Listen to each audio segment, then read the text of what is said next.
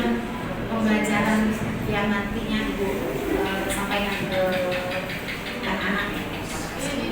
Baik Bu Ira, jadi saya akan menyampaikan tujuan pembelajaran yang akan saya sampaikan kepada siswa-siswi 12 RPL pada pagi hari ini. Jadi tujuan pembelajarannya sesuai dengan KD-nya, kompetensi dasarnya, yaitu membuat user interface basis data pada halaman web.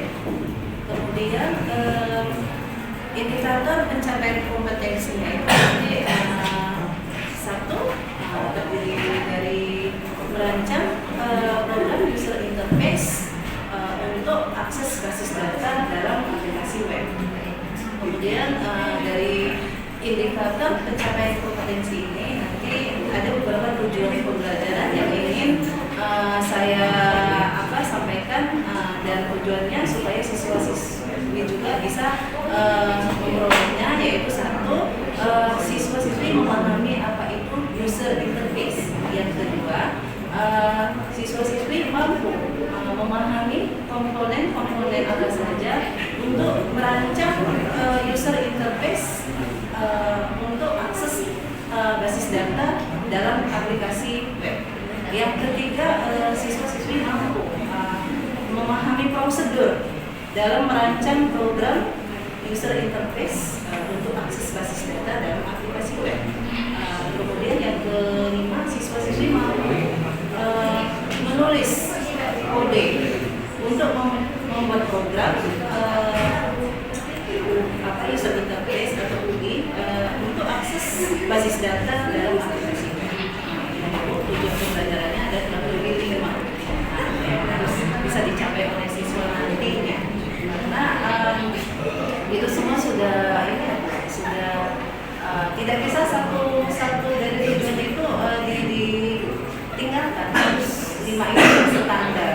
Jika salah satu itu tidak tercapai, maka siswa tidak akan mampu membuat program user interface.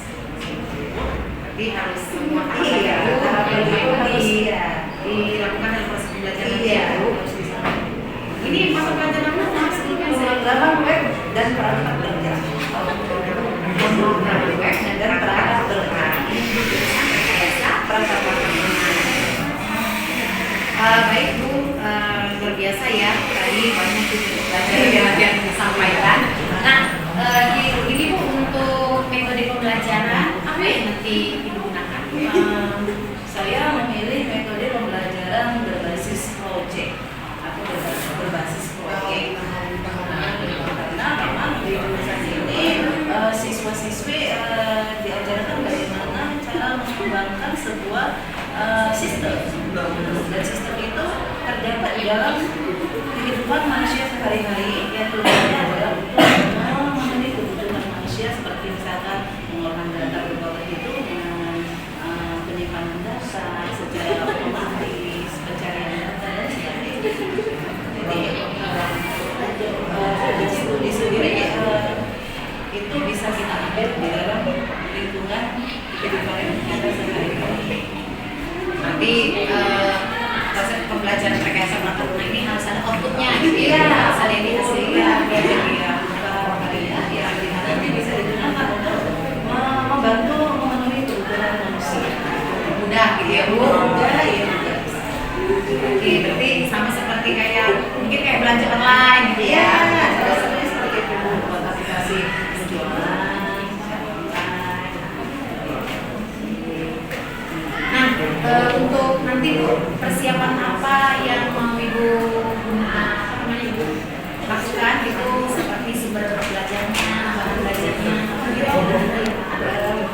saya sudah mempersiapkan rencana pelaksanaan pembelajaran. Saya sudah menyiapkan materi pembelajaran berupa PowerPoint. Nantinya akan saya presentasikan.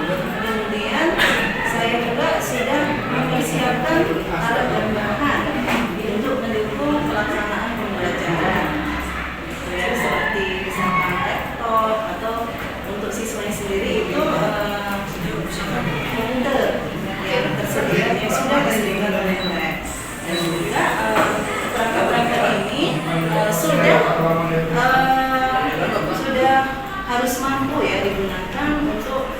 membuat apa ya, untuk mempraktikkan materi pembelajaran pada pagi hari ini. Nah, nantinya waktu proses pembelajaran adakah materi yang dirasa ini akan sulit diterima oleh siswa? Ya pasti ada Bu. Barangkali yang mana nih Bu?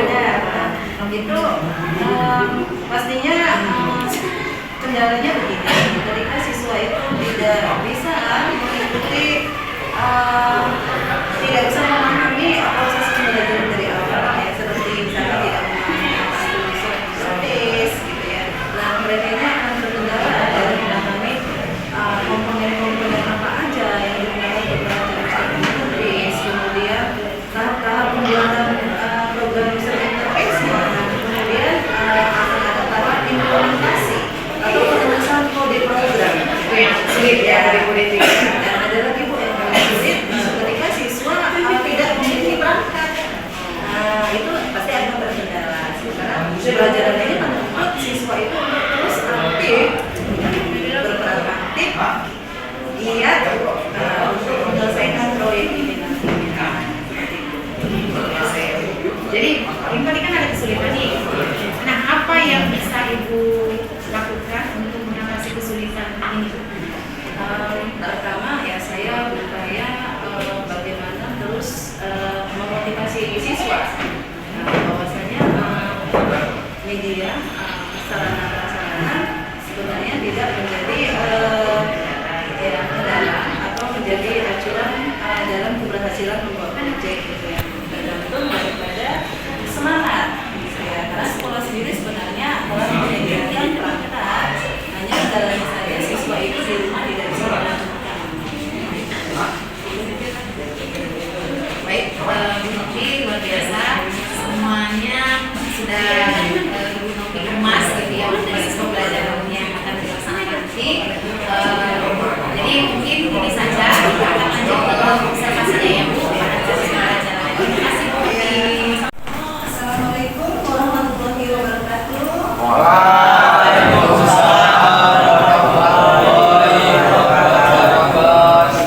Apa kabarnya anak-anak Ibu pada pagi hari ini?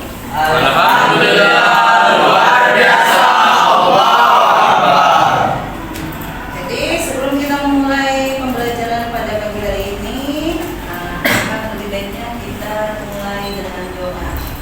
Silakan ketua kelas pimpin doanya. Seluruhnya siap Kak. Sebelum belajar alangkah baiknya kita berdoa. Berdoa dimulai.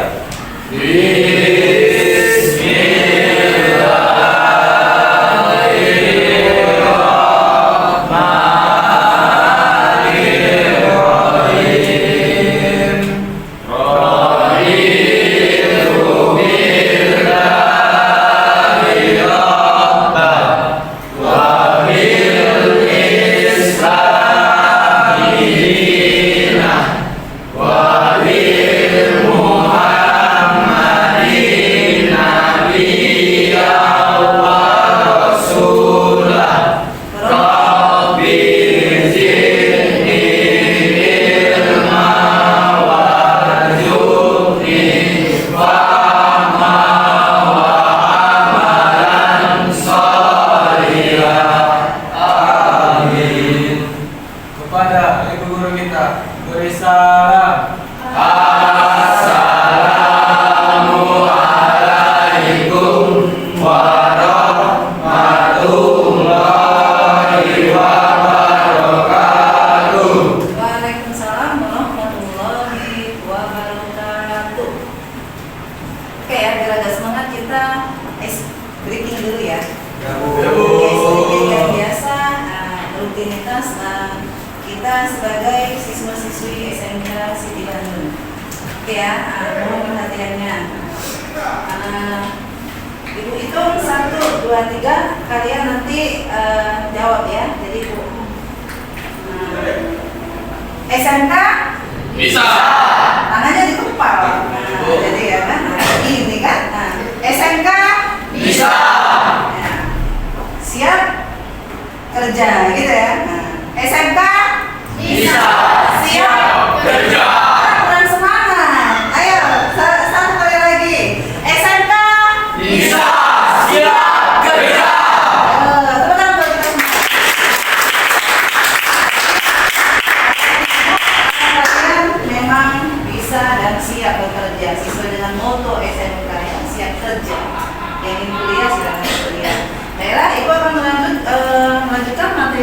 pembelajaran kita pada minggu lalu kita sudah belajar tentang basis data, ya, gitu ya. Jadi basis data itu apa? Ada yang tahu basis data itu?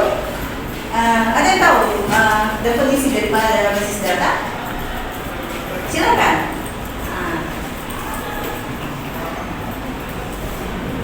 Ayo, ada yang tahu? Jadi basis data itu, lupa ya, basis data itu merupakan cara mengolah data, ya, cara menyimpan data, ya. Nah, begitu ya. Jadi basis data itu adalah pusat pengolahan data. Jadi kita di sini kenapa pakai basis data, supaya kita bisa menyimpan atau mengolah data secara otomatis. Nah, bagaimana pengolahan data secara otomatis? Menggunakan yang namanya aplikasi basis data. Jadi kita sudah pernah menggunakannya, yaitu nama aplikasinya apa namanya? ExamDB, gitu ya. Jadi ExamDB itu disebut sebagai aplikasi database server, ya. Oke. Nah, pada hari ini ya Ibu akan menyampaikan kompetensi dasar yang akan Ibu sampaikan kepada kamu, yaitu tentang membuat program user interface basis data dalam halaman web, ya, membuat user interface, ya, basis data dalam halaman web. Jadi langsung saja ya. Jadi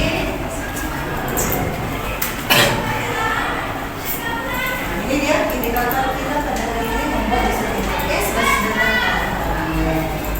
Ya, kemudian setelah kita belajar tentang membuat user interface basis data pada halaman web, diharapkan kalian ya mampu ya merancang ya program user interface untuk akses basis data dalam aplikasi web.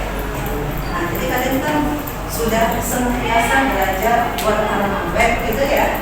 Jadi apa itu user interface? Itu halaman depan.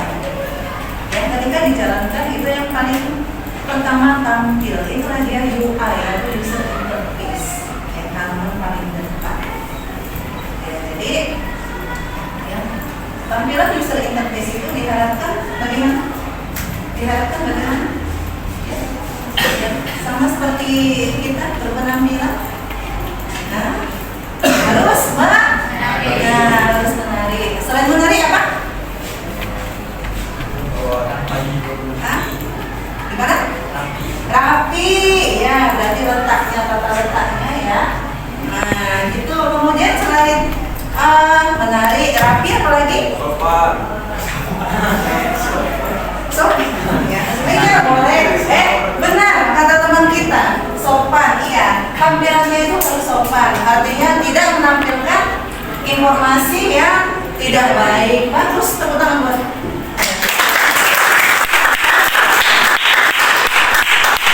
Tampilan web itu harus sopan, ya, sopan. Jadi menarik itu ya banyak hal yang menarik tapi tidak sopan ya. Ini sopan ya, bagus ya. Sopan ya. Oke, selain sopan, menarik ya. Kemudian apa lagi?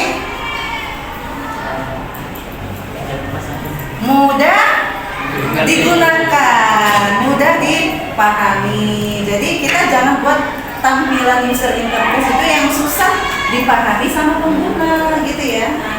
Jadi itu tidak membantu, jadinya makin buat pusing gitu kan. Oke ya, itu dia. Jadi hari ini kita belajar bagaimana membuat tampilan halaman depan yang sering kita sebut sebagai apa? Iya, indeks ya, halaman depan indeks ya. Nah, ya boleh dashboard, boleh ya, atau halaman admin boleh. Nah, banyak orang ada beberapa istilahnya, boleh template, boleh apa lagi? Dashboard, boleh apa lagi? Halaman admin. Atau kalau kita yang berkecimpung di bidang pengkodean itu sering disebut dengan file index PHP.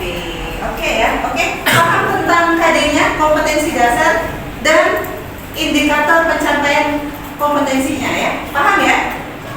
Jawab dulu. Mas mana nih? Paham nggak? Paham. Ayo, semangat.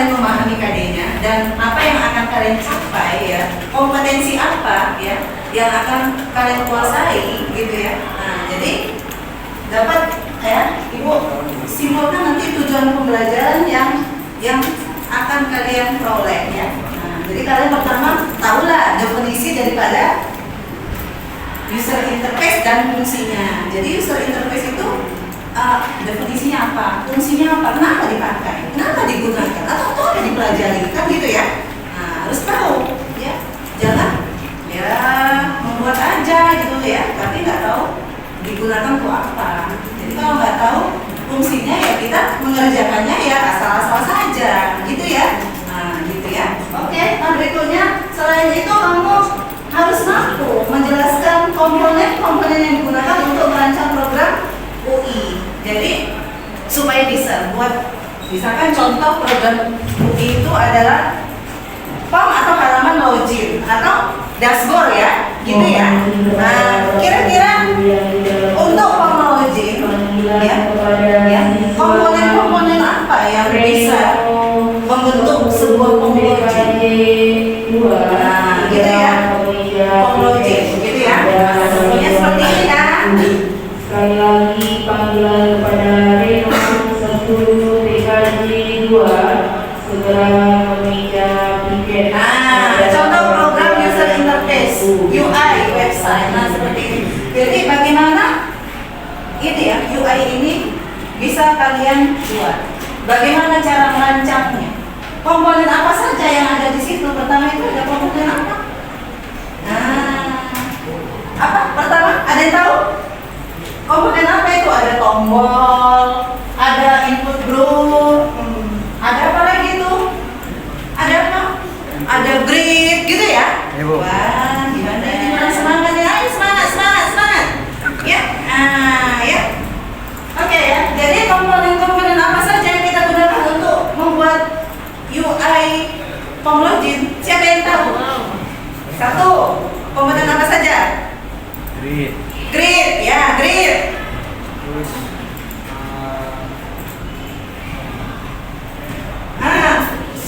Suci. Table, ya table, ya boleh table, ya table itu belum ya di sini ya Bu.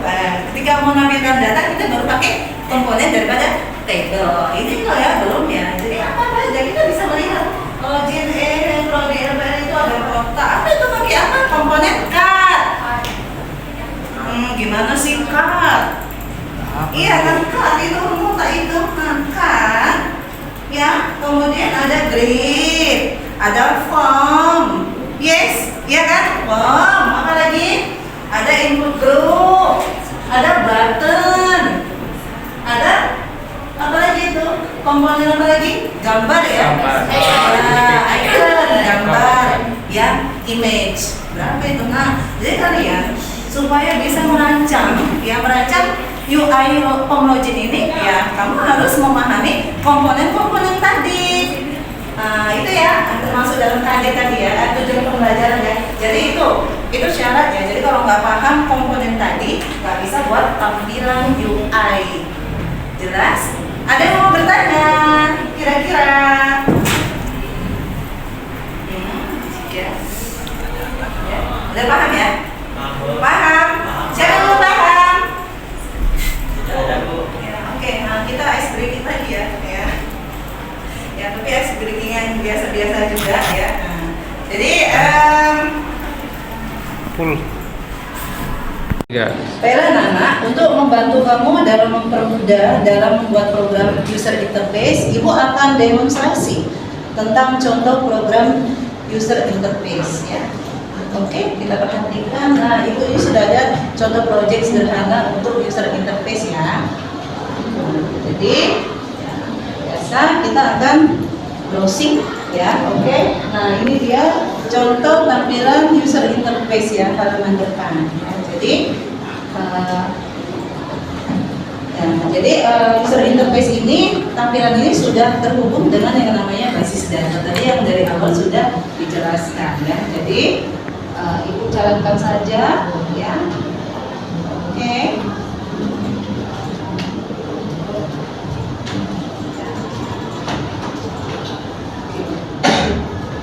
Oke, nah jadi seperti ini tampilan user interface juga ya. Jadi tadi suatu interface itu harus menarik dan interaktif ya. Nah, gitu. Jadi ini sudah interaktif semua ya. Ya sudah interaktif semua, sudah seperti ini ya. Jadi ya, oke, dan bisa cetak data juga ya. Cetak, nah, jika kita membutuhkan data kelas daripada di prodi RPL ya sudah bisa dicetak. Jadi ini akan mempermudah daripada jurusan RPL dalam memperoleh data ya, tidak harus mengunjungi atau menelpon gurunya ya. Kita bisa langsung buka situsnya, langsung kita buka website daripada prodi RPL. Jadi ini bisa dipakai oleh semua pihak-pihak yang memerlukan. Oke ya, ini dia untuk user interface. Nah, kita langsung ke prosedur atau ke kegiatan perancangannya. Apa-apa saja cara membuat program yang seperti tadi ya, yang Ibu demonstrasi. Oke.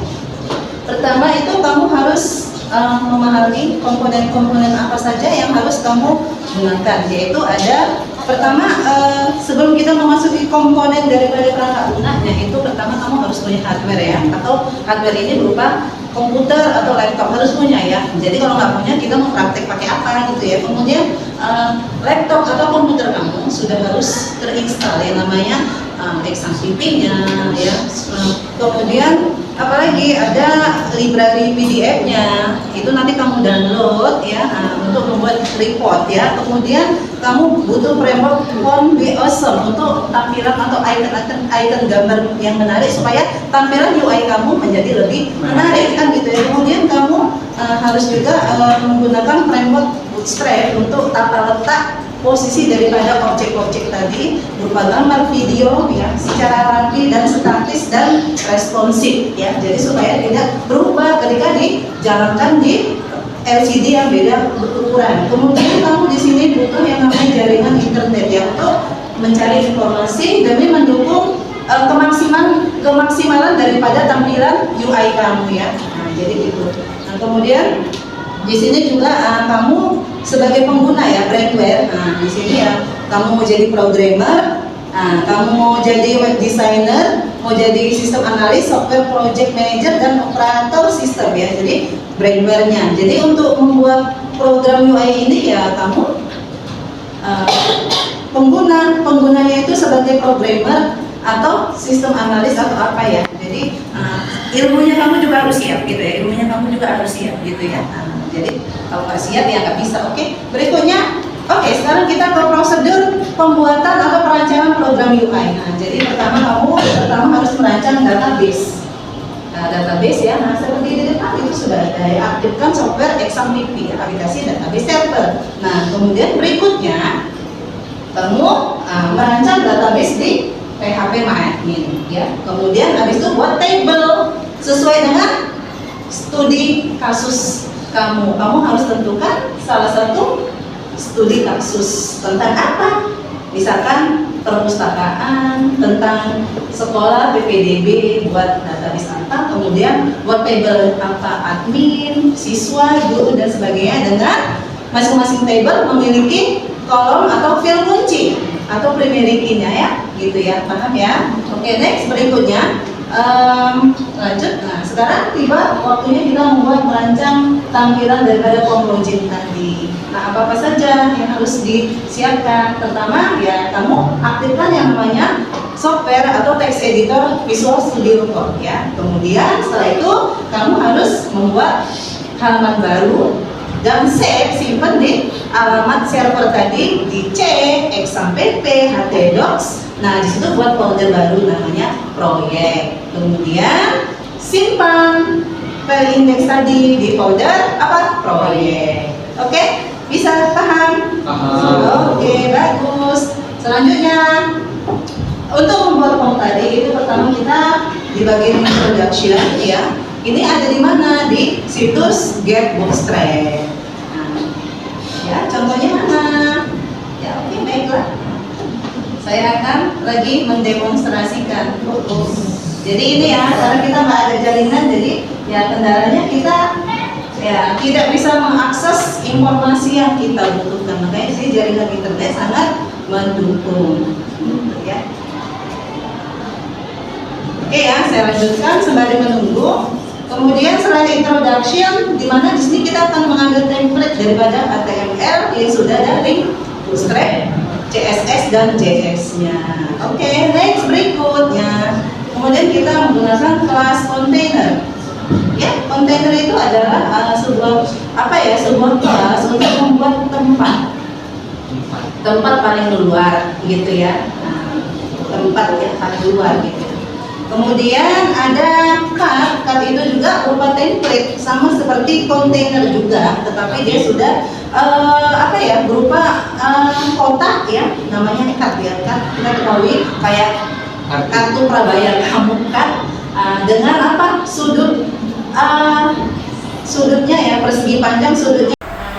Baiklah Bu Novi, tadi sudah melaksanakan proses pembelajaran di kelas ya Bu. Jadi bagaimana nih sekarang perasaan Ibu setelah proses pembelajaran tadi di kelas? Apakah sesuai dengan harapan? Sepertinya belum ya sesuai dengan harapan dengan reaksi daripada siswa-siswi tadi yang kurang aktif. Apakah tadi sesuai yang direncanakan masih ini ya Bu? Masih cukup ya? Oke ya.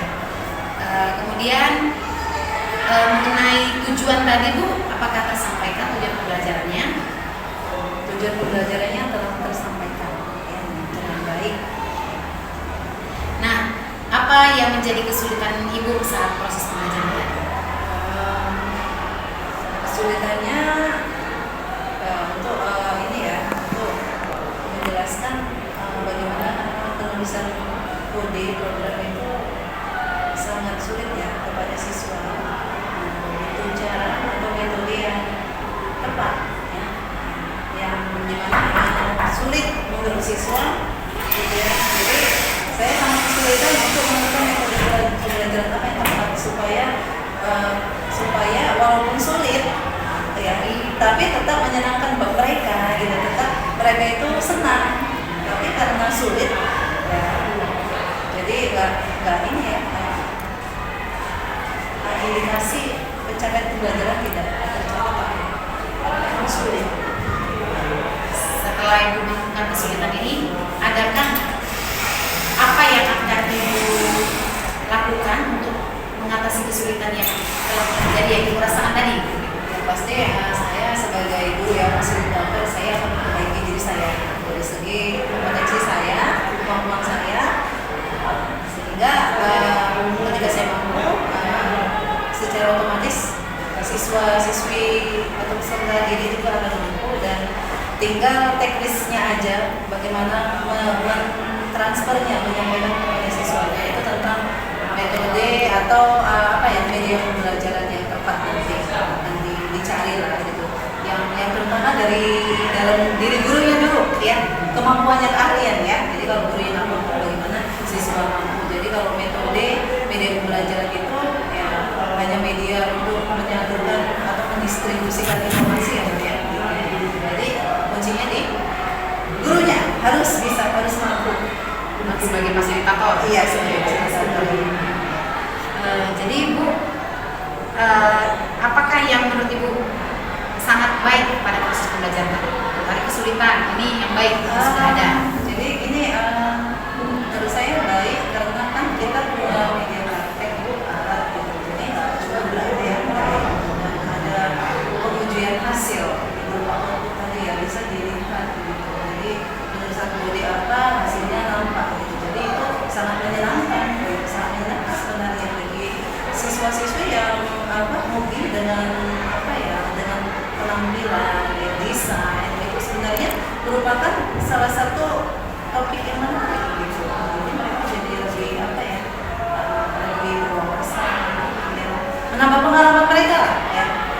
Menambah pengalaman belajar mereka, belajar yang menarik, yang membuat project. Jadi di situ dituntut bagaimana desain yang bagus, meletakkan objek yang tepat, mengujinya. Jadi mereka juga butuh butuh persiapan juga. Mereka juga harus mempersiapkan diri juga gitu ya dari rumah. Gitu. Itu juga salah satu kendala juga, kalau nggak ada persiapan mereka ya nggak akan bisa juga gitu mengikuti. Jadi baik guru guru atau siswanya memang harus interaktif, aktif dan terus belajar. Ada feedback antara Iya, siswa dan iya. gurunya gitu ya. Karena yang ibu sampaikan tadi ini itu memang dia ada di kehidupan kita masing-masing sendiri gitu. Misalkan kita menggunakan aplikasi apa seperti itu, ada saya lihat tadi ada dashboardnya, ada indeks katanya. Iya. Saya baru tahu oh seperti ini. Ternyata dalam indeks itu pun banyak komponennya ya Bu. Ada template tadi, ada icon ya. Ada banyak sekali Bu, nggak cuma ya kalau biasa kan gitu hanya Excel udah. Kalau ini kita banyak sekali perangkat lunak berupa library, ya framework, apalagi ya bisa ini itu banyak sekali Bu. Jadi harapan ibu ini untuk anak-anak yang kedepannya seperti apa? Kedepannya mereka itu harus lebih antusias gitu ya, antusias juga dalam mempersiapkan perangkat belajarnya gitu. Jangan cuma di sini aja seminggu sekali atau seminggu 2 kali di rumah tidak melanjutkan, harus terus intens ya melanjutkan. Kemudian mereka lebih mengikuti perkembangan tentang rekayasa perangkat lunak, khususnya tentang generasi perangkat lunak versinya yang terbaru gitu, harus diikuti lah gitu, harus update mereka terus. Oke, luar biasa, sangat menyenangkan berbincang-bincang sama programmer, guru program gitu ya. Mungkin selanjutnya mudah-mudahan ya Bu, kita terus semangat untuk memberikan proses pembelajaran yang bermakna untuk anak-anak agar bermanfaat dan mudah-mudahan bisa mereka aplikasikan di kehidupan sehari-hari ya Bu. Terima kasih banyak Ya, atas sama-sama waktunya. senang ya bisa diskusi ya gitu ya. Terima kasih Bu.